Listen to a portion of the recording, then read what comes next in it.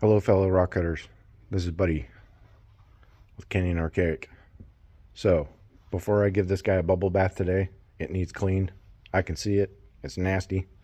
I wanted to do a quick review on the high-tech diamond slant cabber. They make them in flat. They also make saws. And I am not sponsoring them in any shape or form. I'm not getting paid for this. This is just my experience with this machine. I've had it for about 3 weeks now, and it took me years before I decided to squeeze the trigger on a decent machine that could do what I needed without buying a full king cab setup, multiple wheels. I've worked on those machines a lot over the past about 15 years. I love them, but there are some things I do where I need a really flat plate surface, and realizing that rounded front drive wheels on like cab kings, things like that, I can get a lot done, but it wasn't quite what I needed. I needed something that was more multifunctional for the kinds of gems I was cutting. I used to do a lot of silversmithing and goldsmithing, and built my own jewelry designs, did all the tight soldering, laser welding, all that stuff, and setting opals and precious gemstones, non-precious. And I did that for years. And I just kind of got back into cutting opal more recently, kind of toning things down. My hands don't work quite as well as they used to. I'm still a full-time welder, so that comes with its injuries and faults and things like that. So I needed something that I could work with, where I wasn't damaging my wrists a whole lot and things like that. So repetitive stress type of stuff. This particular machine is the 8-inch version. I picked it up for about $600, brand new, warranty and all that good stuff. The books, the plates, basically, and it walks you through it. But you've got a 1/2-inch arbor here with about a 2-inch backer. This is mounted to the motor shaft, and you put your plate on there. The plates are a 1/2-inch internal diameter drive, and they sit on there pretty good. They're a nice tight fit. They don't wobble. And this is a double nylon plus, or double rubber plus stainless steel cinch pressure lock bolt. So you don't want to over tighten this, obviously, but if you do, it's not like you're going to crank anything out of spec. The run out on this is really good. It has a very low run out. Run out basically means how much this travels side to side in any direction during spinning. Very tight tolerances. I like that. The water delivery system is gravity. You just fill this up here. It holds about 12 ounces of water, and this is your water delivery. It's got the valve on there. It's just a small plastic needle valve. I've got it full on right now. That's off, and then that would be full on, arrow pointing linearly with the stream of water. Some people are a little bit perplexed. They'll set it all up, put the water in there, get the wheel fired up, turn this open, it doesn't come out. The book does explain it. I'll just show you real quick. You just got to lower this down towards here to allow a siphon effect to occur. Open it all the way, and as you slowly bring it back up while the wheel's turning, you just let that water drip on your wheel and just kind of pre-prime it with water anyways. So it's a good practice to have. About the 11 o'clock position on these is perfect. Your water gets into the center of the wheel and is dispersed outwards with centrifugal force, and you can adjust that flow. Your flow is going to be depending on what kind of stone you cut. Usually with agates, if I'm doing fire agate, a harder material, the higher on the Mohs scale, I'm going to run a little bit more water, so I'm going to keep an eye on this level here just to make sure I don't run dry. Also, as that water dissipates down through the machine, it winds up in a tray here. Oh god, that's bad. Look at that. Ugh. Seriously needs a bath. And there's an exit port here on the right hand side of that trough, and that exit port actually is connected via a nylon nipple. It's a female inverted nipple that this vinyl hose connects to. It's just a simple push on and off, and you just run that down into a bucket. And then when you're done with that water, you well, what I do is I just water my herbs with it. I water my tomato plant with it. It's got a lot of minerals in it. Don't go pouring it back up in here because it's going to have different mixed grits from the sanding and polishing process. So don't reuse your water. If you're cutting opal that is hydrophane, anything from Ethiopia, Wellow Ethiopia, even the younger crystal opals, sorry, it doesn't matter. If it's hydrophane, then you need to make sure that you do not reuse any kind of, or not use any kind of mineral water, drinking water, stuff like that. You want to use distilled water for that. Any minerals that get into the stone during the cutting process can actually affect that opal. Those minerals can get in there even though microscopic, and they can actually cause cracking, staining, hazing, and just really mess up opals bad if they're hydrophane. So just keep an eye out for that. Also, before I bought this machine, I did check out some other reviews, and this is one of the major complaints about this machine: the splash guard. Okay, so when I got this machine, it had insert clips on this side and it had insert clips on this side. As I used it and water hit this shield, it shrunk. I don't know if that's temperature related or what, but it actually pulled the 3M tape off of this side of the machine, and the clips are still on this side of the splash plate. So what I do is I just position it where I need it and make sure that the wheel's not going to touch top, bottom, side to side. And I adjust my depth with these screws so that when I set my girdles on my stones, I'm not missing the backside. Especially running wet, it's a little bit of a pain in the butt, but this part right here could be designed a little bit better. Honestly, sticky tabs really aren't needed. If this was more of just a press fit, that might work a little bit better with some spacers or something. It would probably be a little more cost effective on their part too. So that's no big deal. I can work around it. You can work around it. No biggie. But it does help, you know, because you got to adjust the height of this so that you have angle on your dop stick. And if you're over 2 degrees or 3 degrees and you're running your cab and you're doming off, well, if you're not at 90, you're not hitting that bottom girdle around the flat back of the cab. So that can make it difficult. For this one, since I've already paid for it, I may make just a little notch right here that brings that dop a little bit down so that I can hit everything. I haven't had a problem with it yet. I just adjust these screws as needed and we're good to go. Also, I can run this dry. When I run this dry for Wellow or really precious, beautiful Ethiopian opal, I do cut dry. I have studied this for years. I have the PPE, I have the respirator, I have the ventilation systems, and everything I do is outdoors anyway as well. I know about silicosis. I know what it can do to your lungs. So don't take that risk unless you have at least something to suck the dust off in an outdoor environment. Do not work it indoors if you're cutting dry. I cut dry on certain opals just because I know that some are very, very temperamental. Hydrophane can be temperamental. Sometimes it's not temperamental. Sometimes I can cut it wet, but I'm just giving you a heads up. That's kind of a disclaimer. Okay, the wheels that this machine comes with. Let me get that shot real quick. Variable speed potentiometer, 0 to 6. I don't run any higher than 4 on this machine. 5 and 6 is really pushing it. You could probably do polishing on a real soft felt wheel with cerium oxide. I wouldn't push it, just to be on the safe side. Potentiometers are known for going out on all machines, so don't overstress it. Don't let it overheat.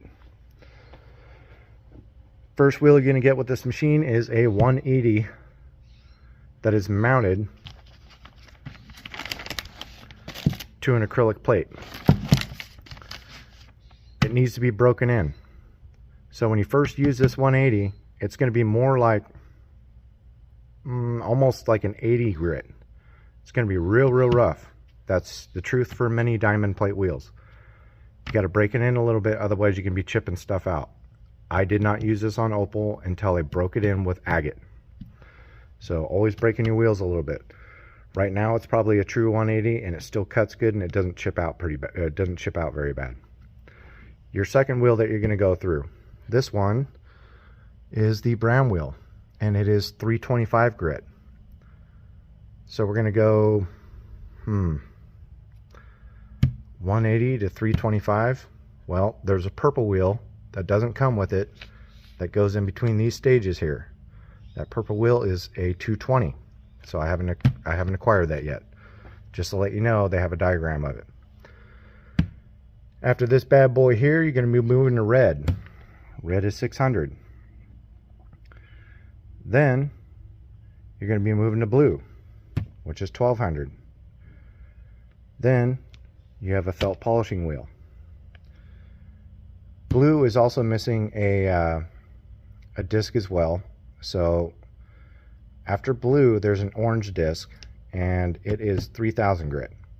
So if you get the orange disc for after this stage, and you get the purple disc, which is in between this stage here and this stage here, you'll get a much more fluent cut on your stones. Opal, it doesn't matter.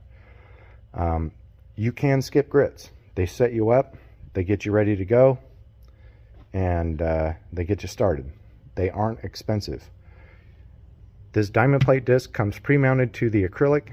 All these other ones have instructions.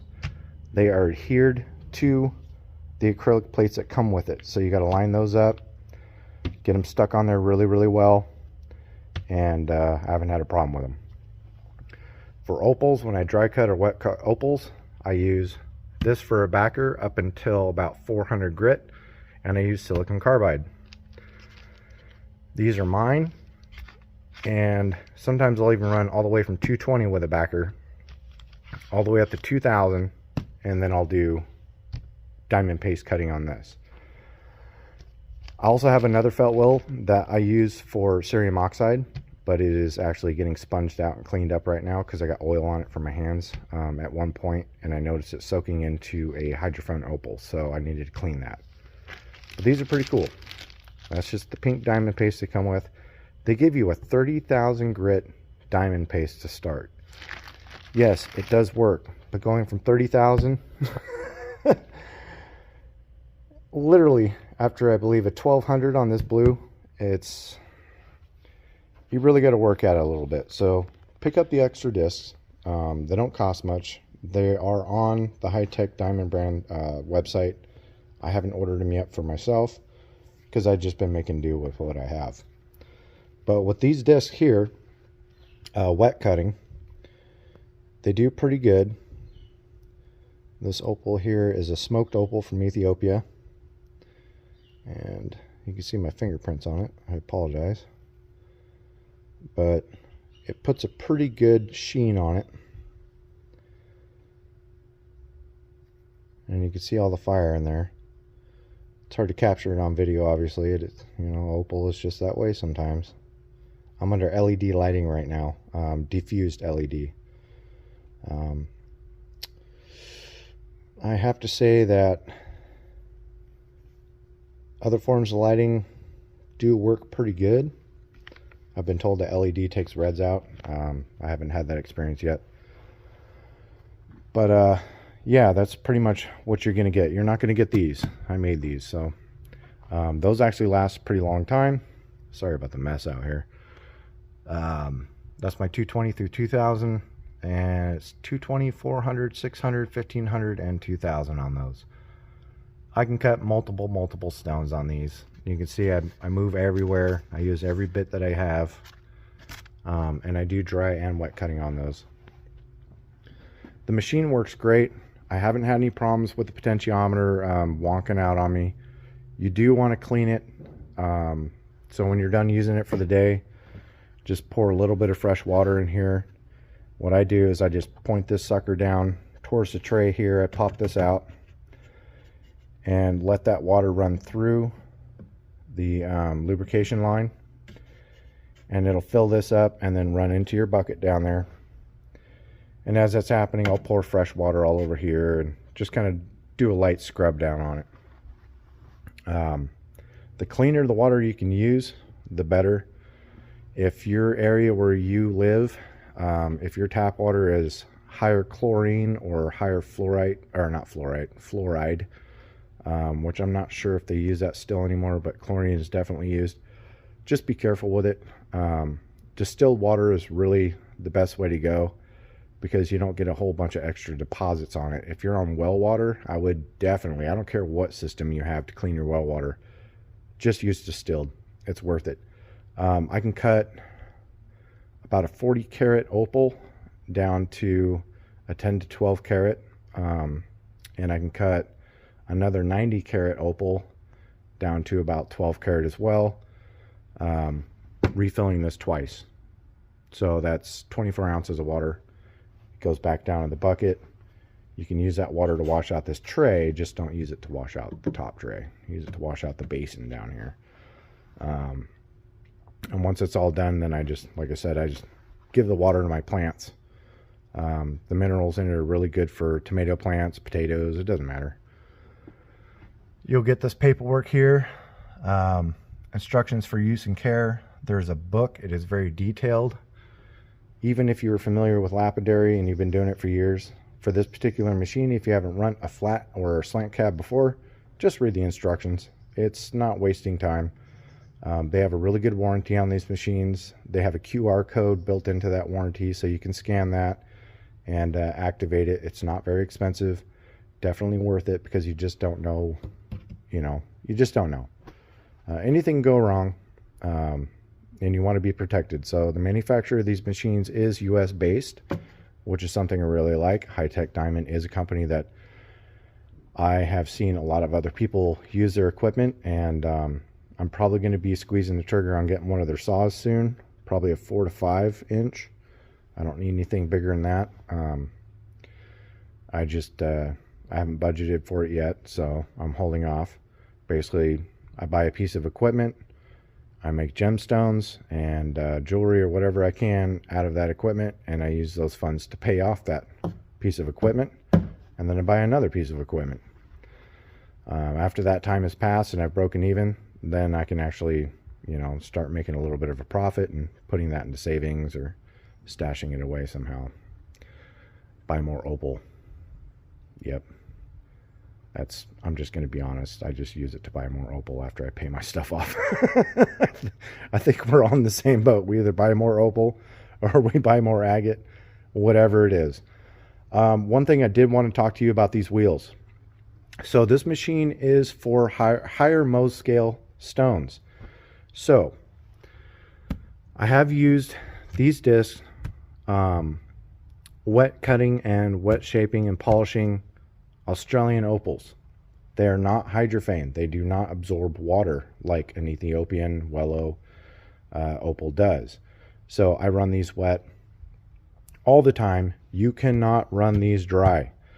These are a felt diamond impregnated disc, so they have a little bit of softness to them. They're almost like a Nova, but they're fibrous. So if you touch anything to that wheel and it's spinning and there ain't water on it, it's going to burn that stone. I don't care what it is, and it's going to burn that wheel. The wheel will gouge and it'll start spitting gouges all over the place. So I actually accidentally touched a stone to this one out here. I was moving things around, wasn't paying attention. My fault. I learned my lesson. Do not run these dry, ever. Make sure they're properly lubricated with water. Also, excuse me, the slant cabber is actually, it seems to me that it is more built as far as these wheels go, the felt wheels that come with it. Not this one, this is a diamond plate. You can get different grits of this too, all the way up to 3,000. So look into that as well. I'm going to be doing that. These particular wheels seem to work better for doing the flats of agates, such as thunder eggs, geode pocket agates, and getting that flat polish. These guys cut flat amazingly, but when it comes to shaping on a dop, they can be tricky. For some reason, I don't know if it's because they're too soft or what, but they are aggressive. They can remove some serious material, and they polish well as well. But when it comes to your faceted angles, when you're still gaining shape after your 180 or even your 220, they seem to have some problems with knocking down high points. I've noticed that, and I think it has nothing to do with the machine or who created it, how they built it or designed their wheels. I think these wheels are just meant for a certain purpose. So when I do the flat back on a cab and I'm done running that cab and I'm getting the back polished, they are beautiful for that. It also saves me here because this stuff can get a little sticky sometimes. For doming, they're okay. They're okay for doming. It takes a little bit longer because you gotta really pay attention, but also I'm not running with a full package of wheels either, or plates I should say. I'm missing two of them. I'm missing the 220 here. You know, that 220 from a 180 all the way up to a 325, that 220 is going to start knocking down edges. So I'm going to get that wheel. I'm not going to do a re-review. I know it's going to happen. It's probably going to work better, but just keep your what do you call it? Just keep subjective. What they give you will get you to a certain point when you purchase this machine that comes with a lot. But just keep in mind that you're going to want to add to it. You know, you're going to want to customize it a little bit. You can buy the acrylic plates. You can buy the pads. You can buy, I believe, many more different grits of these pre-mounted to acrylic plates as well. And you can get replacement felt pads and acrylic plates to put those on. Okay, I tried to squeeze this in under 20 minutes. We're at 21:58, so I'm going to end this one right now.